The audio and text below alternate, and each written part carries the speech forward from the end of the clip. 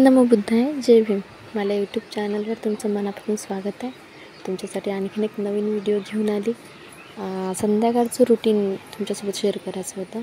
तर संध्याकाळचं मला घरात किती पसारा असतो ते पाहून घ्या. भरपूर पसारा असतो तरी आशू अजून चालत नाही, टोंग्यावर येत नाही. तो पोटानंच फक्त सरकते समोर, तरी एवढा पसारा असते. कारण काही कोणतीही वस्तू जवळ घेतली तर ती त्याला सोडून व्यवस्थित त्याच जागेवर मला ठेवता येत नाही त्या टायमाला. त्याच्यानं मग सगळा पसारा तसा घरात पडेल असते. मग संध्याकाळच्या टायमाला आशू झोपला की मग त्या टायमामध्ये हे पसारा आवरायचा असते. तर दोन्ही रूममध्ये तुम्ही पाहून घ्या, भरपूर पसारा आहे. आता हिचा व्हिडिओ तेवढा दिसत नाही, पण रिअलमध्ये जास्त पसारा असते. काही काडी कचरं घरात असते. तर त्याची सुरुवात होते त्या आशूला मस्त झोपला होता. त्या 2 दिवस झाले त्याला झोपत नाही. कारण मी याला इंजेक्शन दिले होते. लसीकरण झालं, मी व्हिडिओ टाकलाही होता लसीकरणाचा त्याचा. तर त्या इंजेक्शनच्यानं तर काही त्रास होत असेल बहुतेक, म्हणून तो रात्रीचा टायमामध्ये तो झोपतच नाही. तर या टायमाला मग थोडाफार झोपते. तर मग दिवसभर खेळला तो. मग या टायमामध्ये झोपला होता तो. मला झोपू घातल्यावर मग मी कामाला सुरुवात केली. तर सगळ्यात पहिले जे पलंगावर गाठा असते, म्हणजे नाही का एक्स्ट्राचे कपडे असतात, तर ते कपडे मी घडी करून ठेवले होते. काही बाहेरून जे सकाळचे कपडे वाळू घालेले होते ते आणले होते, त्याच्या घड्या करून ठेवल्या होत्या. आशूचे बाबा लग्नातून आले होते, तर ते लग्नातून आल्यावर थोडे थकले, कारण उन्हात आले होते. तर म्हणजे मला थोडा वेळ मी आराम करतो म्हणून ते झोपेले होते. त्याला काही उठवलंच नाही मी, तर झोपू दे. या साईडला आश्रयचे कपडे जे असतात बारीक चिरीक, ते मी घडी करून त्या खिडकीत ठेवत असतो. आणि त्याच्यावरती एक चादर आहे आशूचं बारकंवालं, ते त्याच्यावर झाकून ठेवून देत असतो. त्या पहिल्या रूममधले सर्व कपडे बिपडे त्याचा पसारा आवरून झाल्यावर हे दुसऱ्या रूममध्ये आली.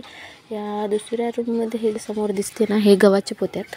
म्हणजे आमच्या घरात गहू पेरला होता, मागच्या वर्षी गहू पेरला होता. तर त्या गव्हाचे पोते तिथं भरून ठेवले. पुढच्या वर्षीपर्यंत आरामात पुरून जातील. त्यातलं काही आमच्या ननदबाईच्या घरी दिले होते, तर आरामात पुरून जाईल. आणि त्यात एक साईड बारीक म्हणजे लहान लहान असे कट्टे ठेवले आहेत. त्याच्यात तुरीची डाळ, मुगाची डाळ, हरभऱ्याची डाळ अशा डाळी आहेत. आता ते ठेवलं एक साईड. तर त्याच्यामुळे जरासं ते झाकूनच ठेवावं लागते. आणि ते अंदरच्या 2 खोल्या मी साफ करायच्या नांदात पाहतो तो बाहेर एवढं वातावरण बिघडलं होतं की म्हणजे हवा पाणी चालू झालं होतं. म्हणजे पाणी एवढं नव्हतं, पण हवा चांगलीच होती. तर मग हे 2 रूम मी तेवढ्या क्लीन करून घेतल्या होत्या. तुम्ही पाहून घ्या. संध्याकाळच्या टायमाला अशा नॉर्मली क्लीन होतात. म्हणजे सकाळचे जेवढं डीप क्लिनिंग असते तसं काही संध्याकाळचं एवढं डीप क्लिनिंग राहत नाही. बस तेवढा पुरता जेवढा पसारा होते दिवसभरात तेवढाच पसारा मी आवरून ठेवत असतो. तोच पसारा आवरायच्या नादात होती मी. आणि अशा प्रकारे मग मी संध्याकाळचं तेवढं पार मी क्लिनिंग करत असतो, म्हणजे जेणेकरून संध्याकाळच्या टायमाला जास्त पसारा दिसला नाही पाहिजे. हा मेन रस्ता आहे आमच्या घरी यायला. तिथून बाहेरून सडक दिसत असेल तुम्हाला. हा सरळ रस्ता आमच्या घराला येते, तो घरातूनच दाखवला येतो. आणि त्यात बाहेरचं वातावरण तुम्ही पाहून घ्या. एवढं खराब झालं होतं बाहेरचं वातावरण. म्हणजे उन्हाळ्याच्या टायमात पाण्यानं काय लावलं काय नाही, रोजच्या दिवसाला काही ना काही पाणी, वातावरण खराब, म्हणजे पाणी येते नाही तर मग हवा सुटते, मग काही ना काही चालूच असते. आजही सकाळपासून पाण्यानं लावले होते, म्हणजे आलता पाऊस थोडाफार, पण बंद झाला लगेच. आता पाहून घ्या तुम्ही किती एवढा. संध्याकाळच्या टायमाला कसं बाहेरचं अंगणी मी झाडून घेत असतो, पण हवा असल्याच्यानं मध्ये झाडून काढता आलं पाहिजे. तर समोर आपण झाडत बसतो ना की मागचं जसं जर तसंच वापस. तर हे आमची गाय आणि हे वासरी, गाय आहे वासरी आहे. तर ते त्यासमोर खायचं पायाचं सगळं लावत असतं. शेजारीच त्याचं खत जमा करून ठेवलं. म्हणजे कसं ते आशूचे बाबा एक खताच घेऊन जातात. 2-3 दिवसाचा जमा झाला की मग घेऊन जातात ते. कारणामध्ये खत टाकेले जे जागा आहे ना, त्या जागेवर टाकी बांधलेला आहे, तर मग तिथं जाता येत नाही. तर मग कसं 2-3 दिवसांनी एकच वेळा जातात ते. हे जे झाड आहे त्या झाडाला आम्ही आशूचा झोका बांधलेला होता म्हणजे आहे अजूनही झोका. ते गेलं व्हिडिओत आता मागं. तर त्या म्हणजे उन्हाळा आहे आणि दुपारची जर लाईट गेली तर आम्ही त्या झोक्यात आशूला टाकत असतो. मग तिथंच तो झोपते. झाडालाच बांधलेलं आहे. तर मग वातावरण थोडंसं थांबलं होतं, तर म्हटलं चला झाडून घेऊ आपण. पण काय झालं, आमची गादी म्हणजे आम्ही स्लॅपवर झोपायला आलो होतो त्या दिवशी, लाईट नव्हती. तर मग वर झोपायला आलो तर मी गादीवरच ठेवली की बाज राहू दे, दिवसभर ऊन पडते गादीवर, म्हणजे असा कुबट वास येत नाही म्हणून राहू द्या म्हटलं वरच.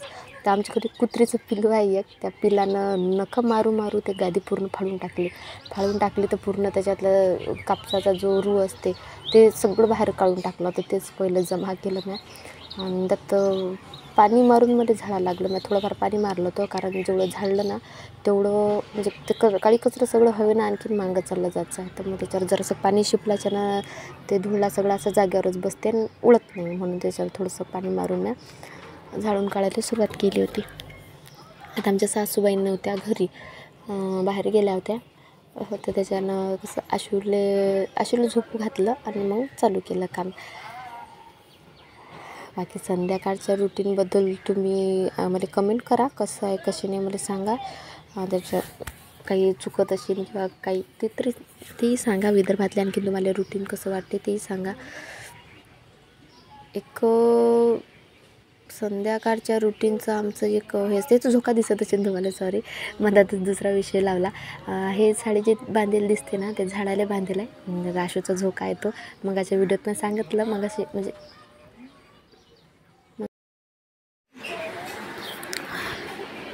हे गाईचं झाडून काढायला चालू होतं. गायन वासरू जिथं बांधतो आम्ही, ते 2 दिवसाचं शेण आम्ही जमा करून ठेवत असतो. म्हणजे या टायमाले म्हणजे आज संध्याकाळचं आणि उद्या सकाळचं शेण जमा करून म्हणजे सडा होते.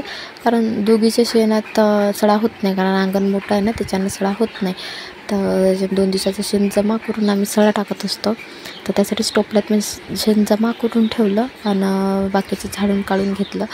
तर संध्याकाळचं रुटीन म्हणल्यावर स्वयंपाक म्हणजे झाडून भांडे झाल्यानंतर स्वयंपाकाची तयारी करावी लागते. तर आज काय बनवायचं, तो वाटाणे आपलं काय म्हणतात त्याला, बरबडीच्या शेंगा होत्या.